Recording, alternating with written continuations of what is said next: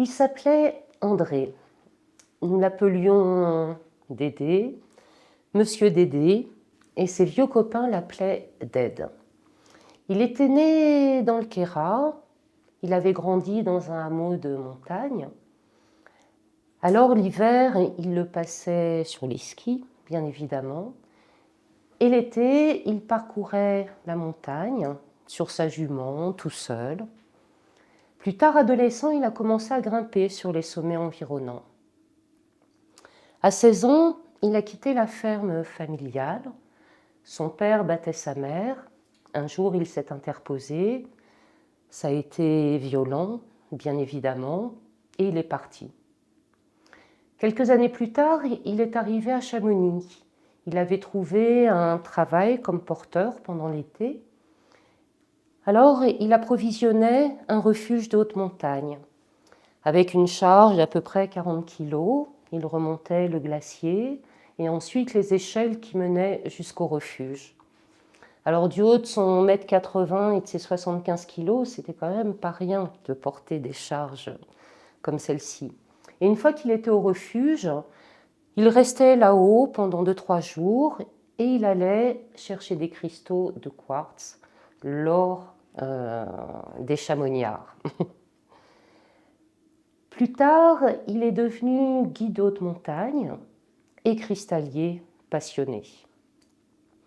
Nous nous sommes rencontrés pendant quelques années dans les bars à l'époque enfumés de Chamonix et nos vies à tous tournaient autour de la montagne. On parlait ascension, expédition, voyage.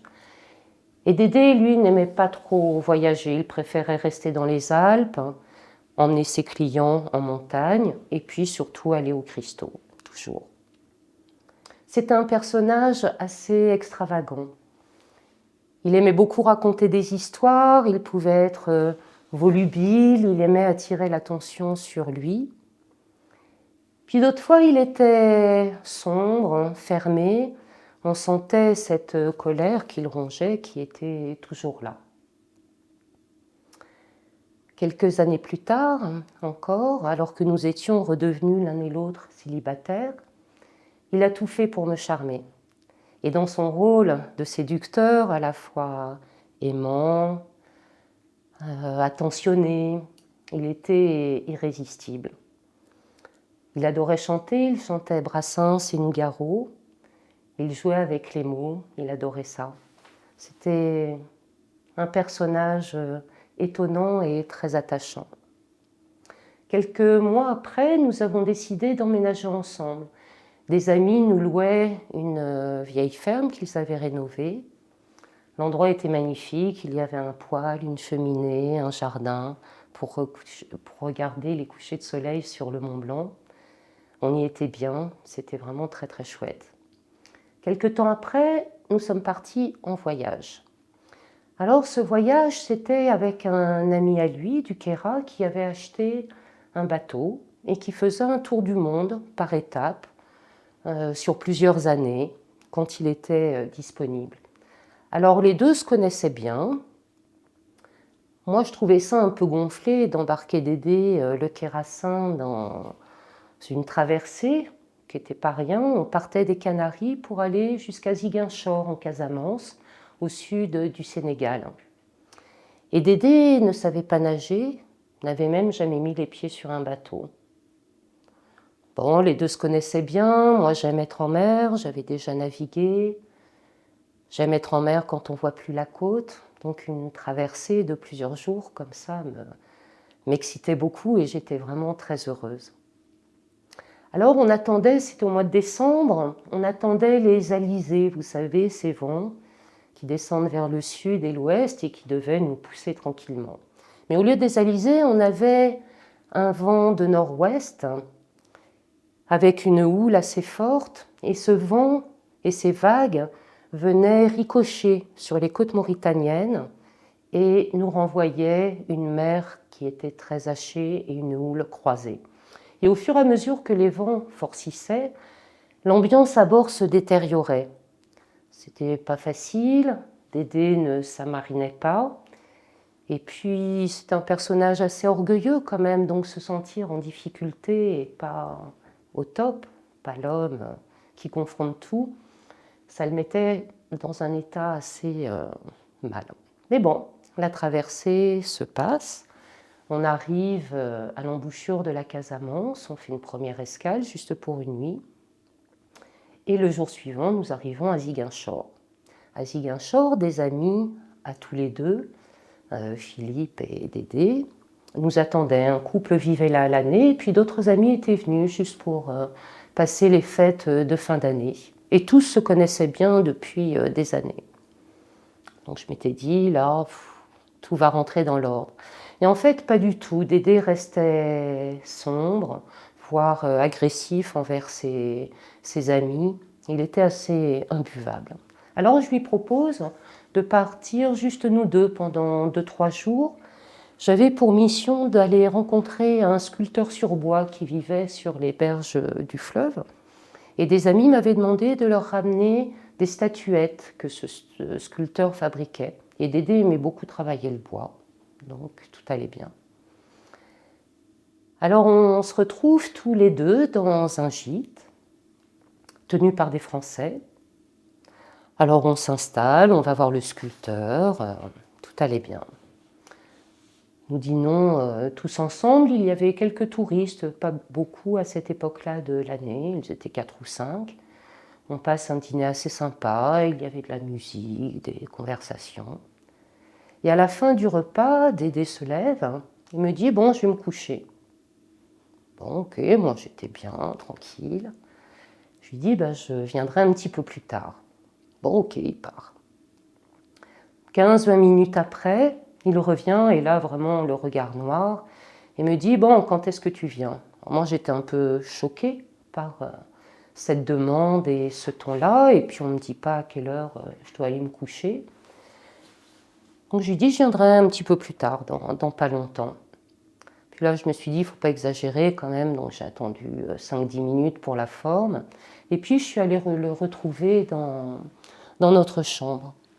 Et là, à peine entré dans la chambre, il m'attrape et me colle contre le mur. Alors moi, par réflexe, je le repousse et je me sauve de l'autre côté du lit, à l'extrémité de la pièce. Et là, les objets ont commencé à voler. Alors un cendrier qui l'avait à portée de main, un vase, alors j'esquive. Et puis finalement, j'arrive à me sauver et je vais m'abriter dans le village, dans l'ombre des maisons. Puis j'attends. Et là, j'étais terrorisée. Je n'avais jamais imaginé qu'une chose pareille puisse arriver. Et j'avais en tête une phrase de ma mère qui m'avait dit « Si un jour un homme lève la main sur toi, tu le quittes immédiatement ». Et puis je savais que ce genre de violence, si elles avaient existé une fois, allait se reproduire. Et que ça, c'était sûr et certain, inéluctable. Alors cet homme que j'aimais, que je chérissais, pour lequel je m'étais juré d'être toujours là, de l'aider à surmonter sa colère, ses démons, en fait, je ne pouvais rien faire puisque j'étais à ce moment-là la cause de sa colère. Alors au bout de quelques heures, je retourne dans le gîte, toujours en me cachant, je vais voir les propriétaires du gîte, je leur explique un petit peu l'histoire, ils me disent « Bon, reste là tu es en sûreté chez nous et puis on va voir ce qui se passe ». Alors j'ai reçu pas mal de SMS, de messages dans lesquels Dédé me disait combien il était désespéré, désolé, que jamais ça n'arriverait à nouveau. Et au bout de 3 jours, j'ai accepté de le revoir sur la plage, là où il y avait des gens autour, parce que je ne savais toujours pas quelle allait être son attitude. Et comme j'avais envie de le croire, j'avais envie de continuer à croire à notre histoire, on a continué notre voyage ensemble. Donc on est resté encore une quinzaine de jours au Sénégal avec ses amis. Et puis on est rentré à Chamonix, dans notre belle maison où on était si bien. Et là, les tensions étaient toujours là. Et au bout d'une semaine, peut-être, sans que je me souvienne pour quelle raison. Je me suis retrouvée à nouveau plaquée contre le mur, à moitié étranglée. Et là, par les mots, j'ai réussi à lui faire relâcher son étreinte et à me sauver. Je suis montée dans ma voiture, il m'a couru après, ouvert la portière, essayé de me faire sortir, déchirer le pull et j'ai réussi à partir. Je suis allée me réfugier chez un ami qui partait de moi en voyage. Donc ça me laissait le temps, moi, de me retourner et de trouver un logement. Pendant toute cette période-là, je vivais dans la peur, je ne dormais plus, j'étais insomniaque. C'était une période difficile. Et je trouve un logement, c'était le rez-de-chaussée d'une petite maison. C'était un petit appartement, mais la route s'arrêtait sur un parking. À l'entrée du parking, il y avait 2 vieilles fermes, un peu comme des forteresses protectrices. 2 couples d'amis vivaient juste à côté. Donc c'était un contexte vraiment rassurant. Mais je dormais toujours pas, j'avais toujours peur, alors que moi j'avais toujours voulu bannir la peur de ma vie, pensant que la peur amène le danger. Donc c'est vraiment quelque chose que je refusais. Et là, cette peur-là, elle était omniprésente. Un jour, j'étais peu de temps après mon emménagement, j'étais devant chez moi, et la propriétaire qui me louait ce logement vient me voir. Il me dit « Ah, si vous voulez, j'ai un banc. Un banc, moi je ne peux pas le monter parce qu'il est en pièces détachées, mais si vous voulez, là, ça serait très bien devant la maison, plein sud, tourné vers les hautes montagnes. » C'était idéal. Donc, je vais chercher le banc avec elle. Et pendant l'après-midi, je monte tranquillement le banc. Puis elle revient, cette femme revient me voir un petit peu plus tard. Elle voit le banc monter. Elle me dit « Waouh, bravo !» Puis elle me regarde, elle me dit « Mais vous, de toute façon, vous n'avez peur de rien. » Et là, c'était tellement incongru, moi qui vivais dans cette terreur depuis à peu près 3 mois, qu'on me dise « Vous n'avez peur de rien » juste parce que j'avais monté ce banc. Alors, je me suis assise sur ce banc. J'étais face aux montagnes. Alors, j'ai respiré, j'ai redressé la tête et j'ai arrêté d'avoir peur.